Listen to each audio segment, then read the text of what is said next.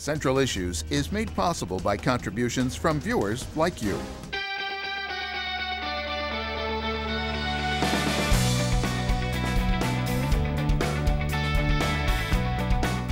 Welcome to Central Issues. I'm Dave Delachaise. On tonight's program, we're talking to two police departments who are using social media to better serve their communities. They're using Facebook to locate missing individuals and receive tips on crimes committed in their counties.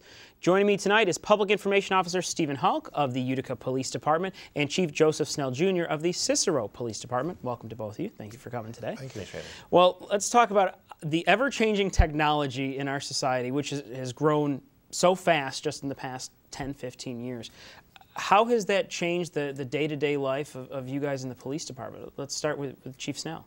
Well, I use the analogy, if you go back to the 1950s, when police officers were walking the beats in the urban areas and your suburbs were fairly rural areas.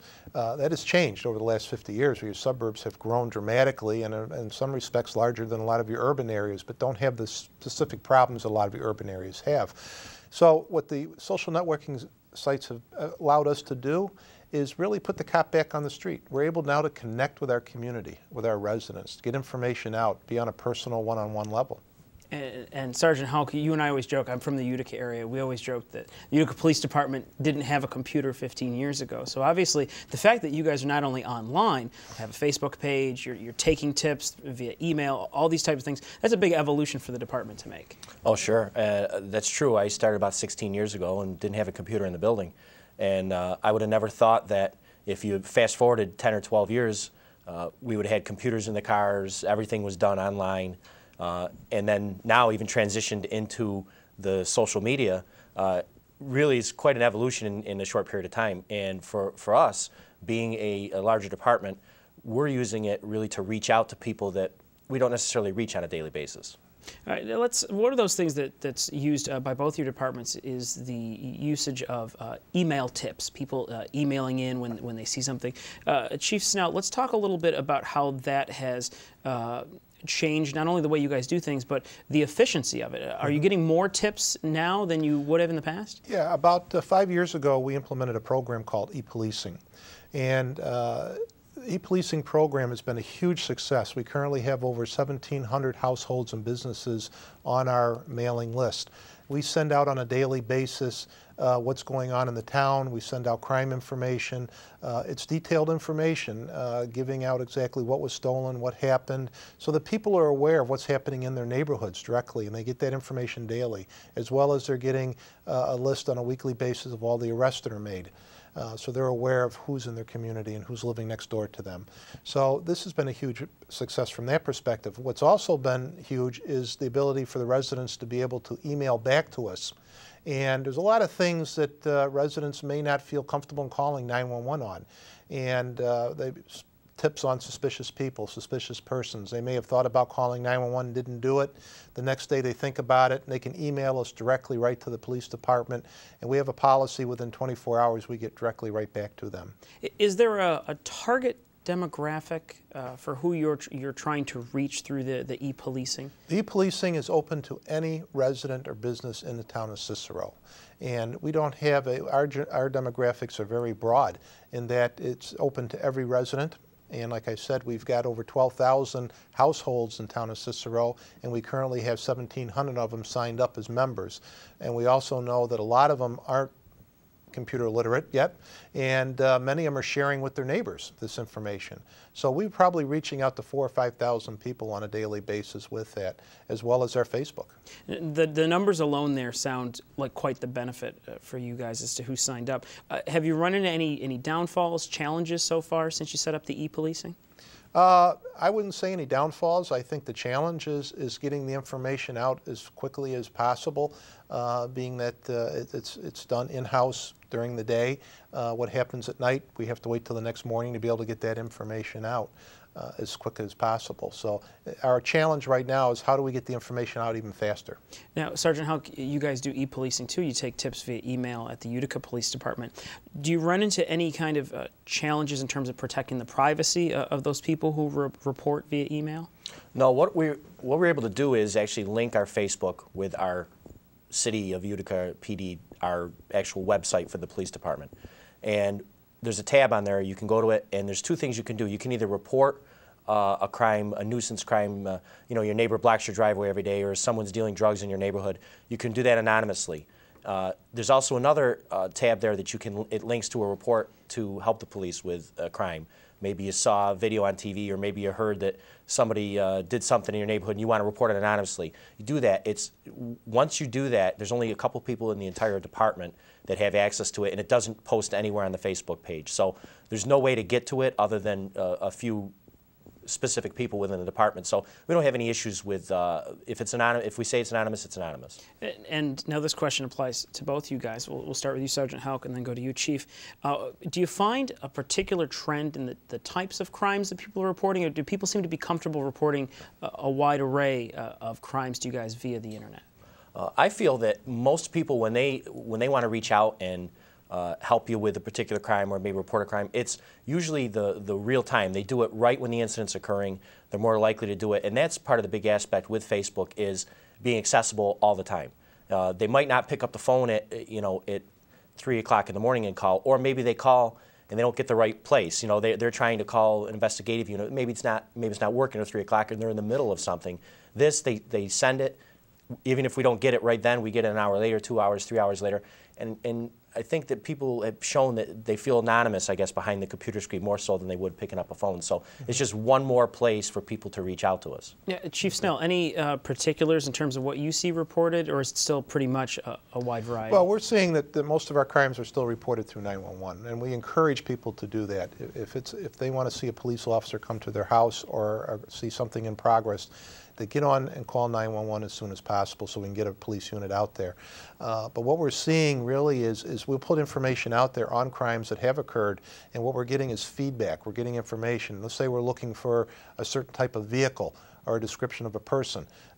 Within 24 hours, we may get 10 or 12 hits from people sending, well, I think I saw someone that matched that description, or I saw a vehicle that matches that description. Here's the plate number. I got it for you. We'll follow up. Sometimes it works out positively, and sometimes it doesn't. Now, Chief Snell, to go along with like the e-policing, reporting on Facebook, things like that, do you think people are seeing? I should rephrase this a little bit. The efficiency level. Somebody reports something online or via email. Are they still going to see a response as quickly as they would calling 911? Is that something that's still kind of finding their footing as we go along here with this? Well, many times, if it's something that we believe needs a response to it, we'll send it immediately to our patrol section and have a unit dispatched to their residence to speak with them or call them personally and find out whether or not they want to file a police report. Again, we strongly encourage people to, if it is a crime, to call 911 and get an agency out there as soon as possible. On Facebook, for us, it's a little bit different because we use e-policing for our crime networking, where our Facebook is more for what's going on in the department, what's going on in the community. It allows us really to connect with the community at a different level, more of a PR level than it does a crime level. We use the e-policing specifically for the crime networking. So acts a little bit more as a community outreach sort of aspect. Sergeant Houck, are you finding in Utica that that's a similar thing? You can use the Facebook page and the website to reach out to the community a little bit more than you had in the past? That's our main goal, is the crime aspect of it is obviously going to fit in there, but our main goal is really to reach out to people that, for whatever reason, we haven't been able to reach in the past. Whether it's something you've done for the community, I spoke with the chief prior to here, and we talked about, we both have a program, Shop with a Cop, that we did. We just recently did it, where underprivileged kids were able to come in and they were given $100 to spend, and we put that on our Facebook with a bunch of pictures, so people can come and maybe their kid was involved, they want to look at it, and it shows that we are doing a lot of things that maybe necessarily might not make the news. It's one of those things that people can go to it every day or multiple times a day and check it and say, oh, geez, that was a nice thing they did, or I'd like to be involved in something that's coming up. Maybe we're having something where we fingerprint kids, which we do almost every year, and people forget. They'll have an avenue to go to it and look and say, oh, geez, there it is, I found it on the Facebook, and they'll know when it's coming. Yeah, to stay with the Shop with a Cop event, because both of your departments do that. As you mentioned, it's for helping underprivileged children. They go out with a police officer and they shop with them with a gift card at a store.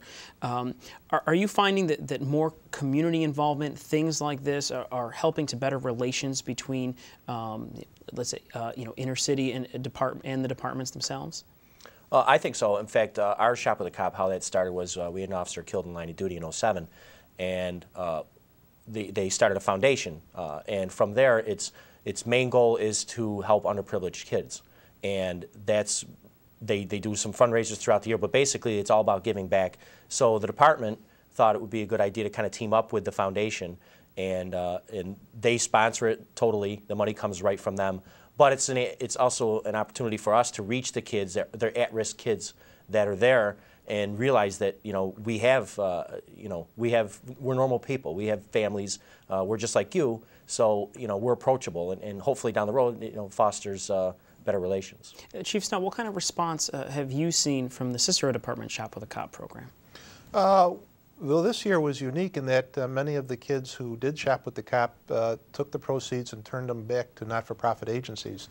We just got a thank you card this morning from a young lady who won and did the shop with the cop and turned her proceeds over to, she did all pet supplies and turned her to the SPCA. They didn't keep any of it for themselves. They turned it back to not-for-profits. So we thought that was different than in the past. That's got to give you guys a pretty good feeling. It made us really feel good because we did something good and they did something good for their community as well. Do you think that events like this are not only helping to change the perception of the police department, but also maybe making a change in the people themselves? Oh, no doubt about it. One of the programs we have is we have a trained officer who'll go out and speak to community groups on educating the community on these social networking sites for their teenagers, because many of the teenagers are far more articulate in Facebook and MySpace and the websites than their parents are. And what we do is we go out and educate the parents on what they need to look for so that we can protect our children.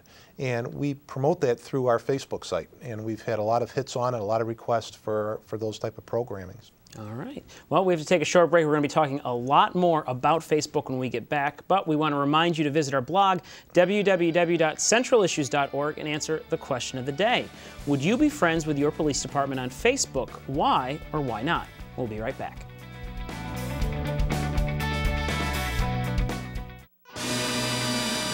On the next WCNY Connected, local legend Maria DeSanta stops by to talk about her annual bash at the Palace. We'll learn if any of the reindeers at the zoo really do know how to fly. It's pizza making time, and that could earn you some dough. And a big party on New Year's Eve, Thursday at 9 on WCNY Connected. Make your plans for New Year's Eve now and join WCNY for The Party at the On Center in Syracuse. Tickets are available now at WCNY.org. Awarded for excellence in broadcasting, WCNY. Best Public Affairs Program, Best Documentary. Striving to connect with our community. Your support makes award-winning programming possible. Thank you. Connect with WCNY on your favorite social networking sites. Visit WCNY.org to see them all.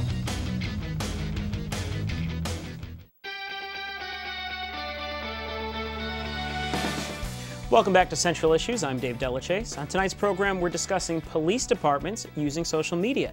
Joining me is Public Information Officer Steve Houck of the Utica Police Department and Cicero Police Department Chief Joseph Snell Jr. Thank you both for joining us. We got a little bit into the whole social media, Facebook aspect of both your departments before the break, but to focus on that a little more, I'd really like to hear what inspired you guys to get a Facebook page up and moving for your departments.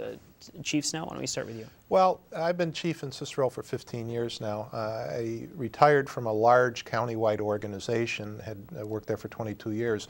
And when I came to the local policing aspect of it, one of the things I found at the county level is that it was very difficult to be connected to your community because you represented so many communities.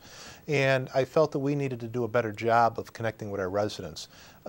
We needed to find out what the residents thought, what they wanted from their local law enforcement, what they wanted, what kind of policing did they want, what do they need. And the first thing we did is because we didn't have the technology, Facebook wasn't available back then, neither was e-policing, and we started a program called Volunteers in Police Services, where now we have 25 civilians who are integrated into our police department that help us on a daily basis. And from there, when the technology became available, we started with e-policing, and then of course Facebook became available, we moved on to that. And we're looking for any way that we can to communicate and connect with our community. We're very concerned about making sure that we provide the level of service that they want, not what we think they need. And you guys, how long has your Facebook page been in existence so far? We've had Facebook about a year now. Okay. Sergeant Houck, you guys have just recently launched in the past few months the Utica Police Department Facebook page. What kind of benefits have you seen so far? Well, you know, we get a lot of reaction on the page, people commenting on different stories.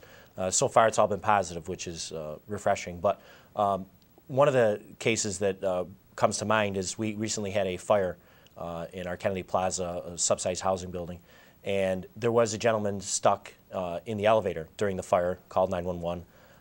He was freed by the fire department, and after the fire he left, basically took off running. So, you know, as the investigation goes about, we want to find this person, interview them, find out, you know, what they're all about, what happened, how they got where they were. We didn't know who the person was. You know, Utica's a pretty big city, so we turned to social media. We turned to the media, and we turned to Facebook, and basically put out there that, you know, if you were the person stuck on the elevator, please reach out to us. It was about 8 hours, and we got a call. And a friend had told him that he saw it on the news and that we put it on Facebook. He went on Facebook, he saw it, and he called and said, I think you guys are looking to talk to me. And sure enough, he came in, and as a byproduct of that, he brought his friend in, who happened to be the other 911 call.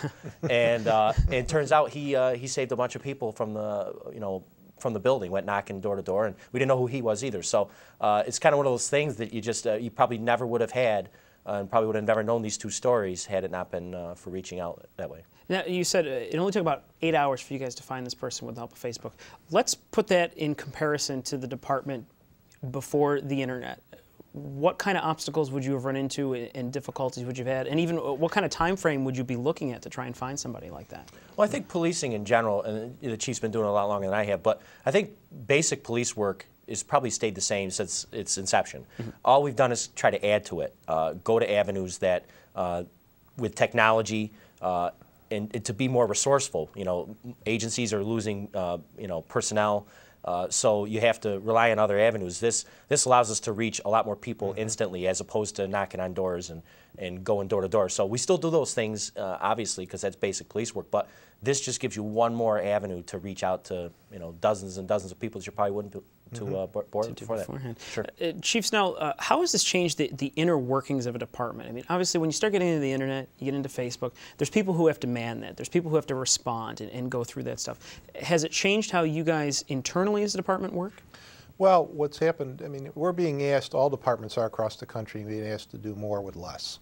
And we've had to rely on technology, especially the social networking sites, especially for investigators. Even our police officers on the street now are utilizing it. And what it's allowed us to do now is to do more with less. We're able to now be able to multitask a lot better.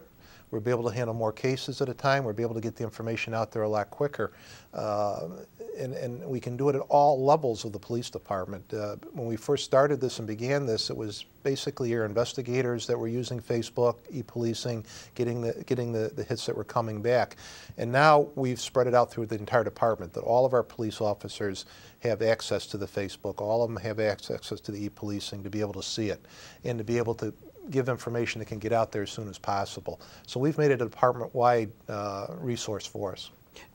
Now, in each of your departments, do all officers have access to the Facebook page? Are there certain people who have that authority? How does it work internally for you guys? We'll start with you, Sergeant Houck. For us, only because our department is so large, we primarily administrators are myself and the chief. Okay. We wanted to keep it as controlled as we could. I'm sure as time goes on, it will grow. More information will be put out, so we'll have to tap, you know, different personnel probably within the department to do that. But at this point, it's just myself and the chief.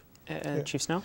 For us, we have an officer assigned to the Facebook as an administrator, and then we also have a civilian. We rely a lot on citizen participation. We have a volunteer group, and one of our volunteers are very computer literate and has administrative access to it, can put information out there, and is very familiar with what our policy is on getting information out. Our e-policing program is run predominantly by a police clerk who is, in fact, she has a very personal relationship with all of the members. She calls them team members, in fact. So we try to keep it very personal so that every member on the e-policing is a team member, is part of the police department. And she has a very personal relationship, I think, with every 1,700 households. Now, speaking of civilians, obviously these Facebook pages wouldn't be anything if they didn't have people on them, if they didn't have people following them, liking them, whatever the term that Facebook makes it to this month. Do you find that there's any kind of challenges or hurdles to overcome when it comes to that public relation and getting them to connect to you guys without thinking that Big Brother is watching them? Sergeant Houck? I haven't experienced that yet. Occasionally, I'll go on there and I'll look to see who's watching our site.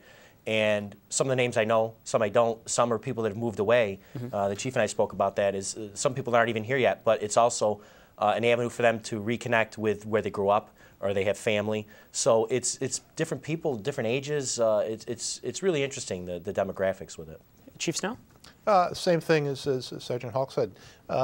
We have a lot of seniors in our community that are snowbirds, go to Florida, South Carolina during the winter months, and this is a way for them to be able to connect and still stay connected with their community. And that has just been a great asset for us. Plus, as Steve said, a lot of residents have moved out of town over the years, want to reconnect with their community. This is a way for them to do that, to see what's going on. Have either of your departments seen a reduction in any particular types of crimes since the implementation of this social media? I know you had mentioned, nuisance complaints and things like that. Anything in particular that you might have seen gone down thanks to these tips, Chief Snell? Yeah, we've had over the last several months, we've had huge problems with car larcenies, and out of the 243 car larcenies we've had, only one was broken into. And so we used the Facebook and we used the e-policing to reinforce people to lock their cars. And what we've done is we've challenged the community. We said we want to reduce car larcenies by 80%. And so we want to have the neighbors pass it on to neighbors. I call e-policing and Facebook your 21st century neighborhood watch. Because what it allows neighbors to do is now we can challenge them. We want our neighbors to go talk to their neighbors and tell them they've got to lock their doors. Pass the information on. We want every resident, if every resident locks their doors, their car doors, their house doors, we can reduce crime significantly in the town of Cicero. Sergeant Houck? We're still in our infancy, so I wouldn't know whether there's a trend going down, but specifically, the chief talks about car larcenies. We too, this time of year is real tough.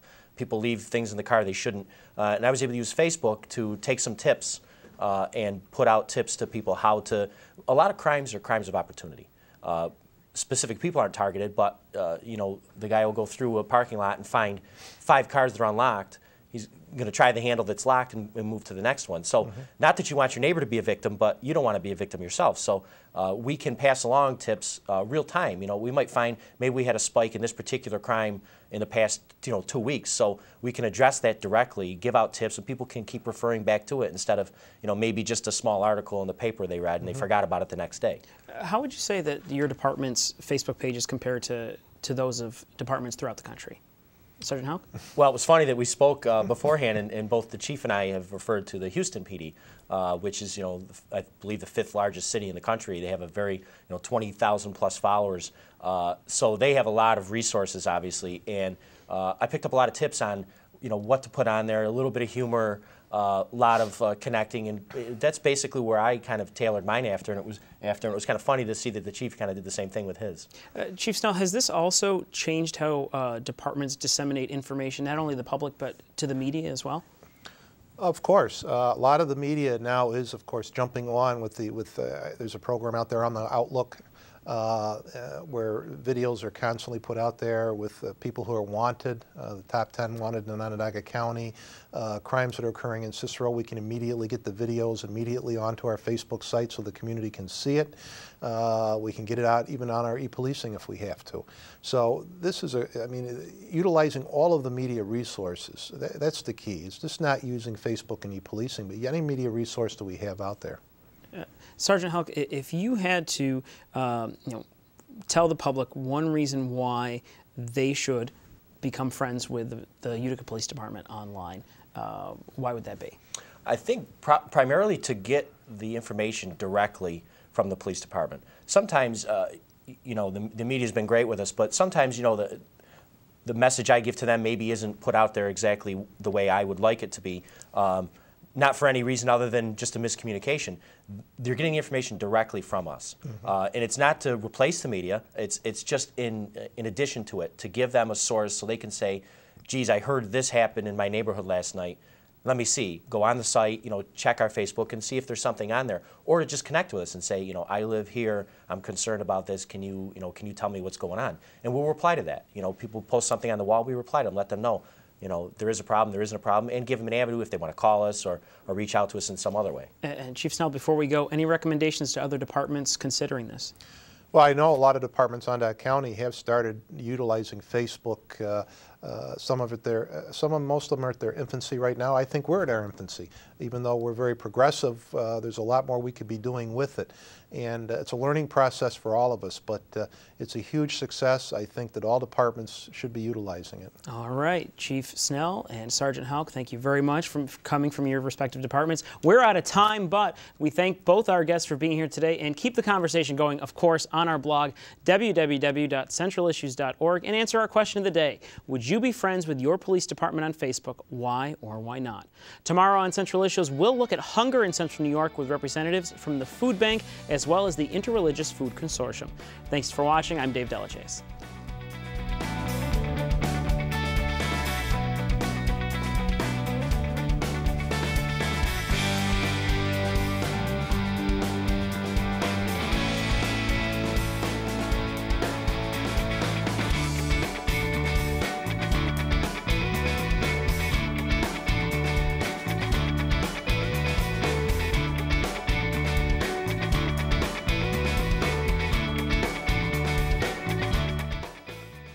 This program is brought to